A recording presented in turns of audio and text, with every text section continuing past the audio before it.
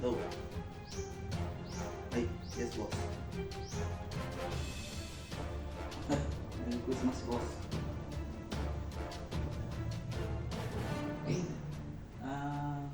Boss. Nandito po ako sa bahay.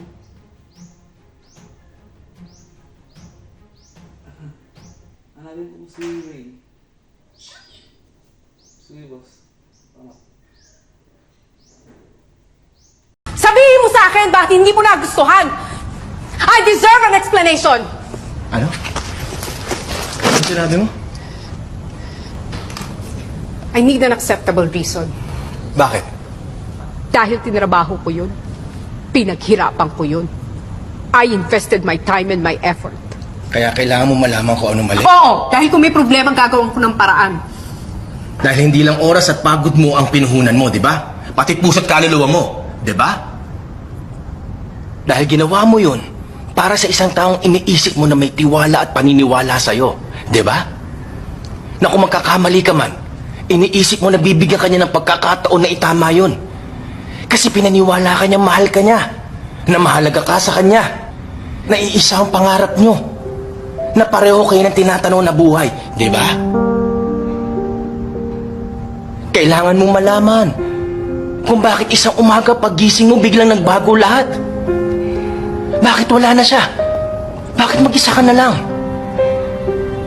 Kailangan mo ng dahilan, di ba? Kailangan mo na mapanghahawakan kung bakit kailangan mong tiisin na magmukhang tanga. Na magmukha kang tae sa paningin ng tao, sa paningin mo, sa sarili mo. Kasi hindi mo alam kung paano eh. Hindi mo alam kung kailan. Hindi mo alam kung ano nangyari. Kung ano mali sa'yo. Bakit kanya iniwan? Marco. Anong karapatan mong hingi ng isang bagay na ipinagdamot mo ibigay? Marco. Marco. I deserved an explanation. I deserved an acceptable reason. Marco, I'm sorry. Bakit ka ba nagaganyan? Alam mo, isang bala lang ilalagay ko dito.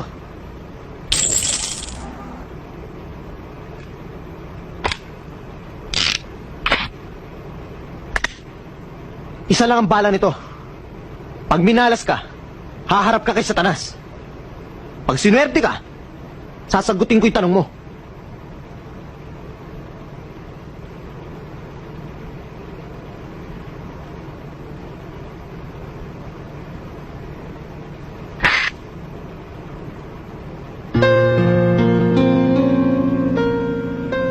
Ano nangyari sa'yo, Joey? Iniwan mo ako! Pinabayaan mo akong mag-isa! Hindi ko sinasadya. Binalikan kita, Joey. Hinanap kita! Ha? Takot na takot ako! 2 taon ako nasa kalye! Pati basura kinain ko!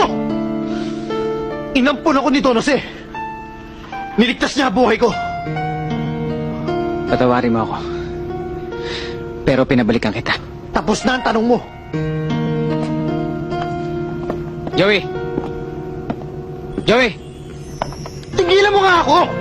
Hindi na tayo magkapatid!